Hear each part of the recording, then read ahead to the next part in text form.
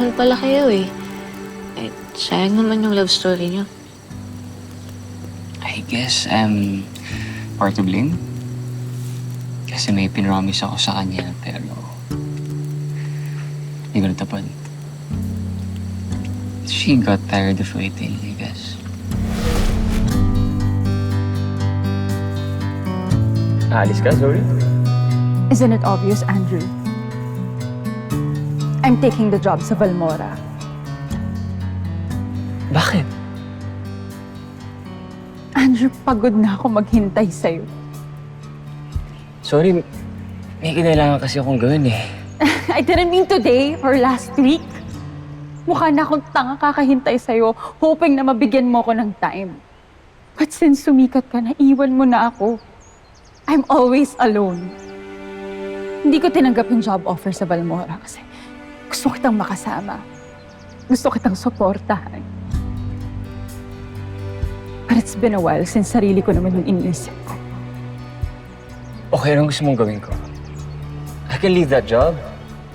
Please, lahat gagawin ko. Huwag mo lang ako iwan, Zoe, please. Don't you get it, Andrew? It's too late. Pagod na ako. Gusto ko naman maging masaya. Nandiyan na yung ride ko.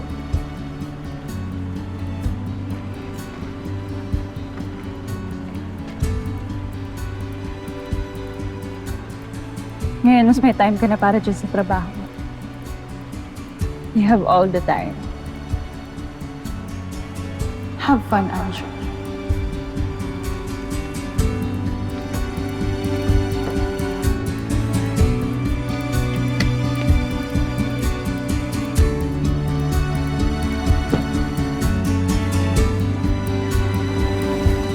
Kaya naman pala bitter yung ex mo eh.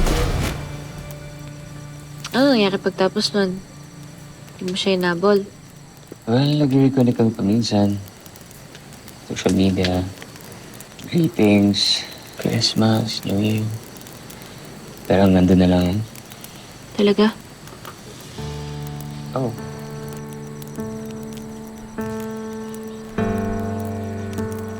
Hindi ko pa rin sinasagot yung tanong ko eh. Mahal mo pa rin ba siya?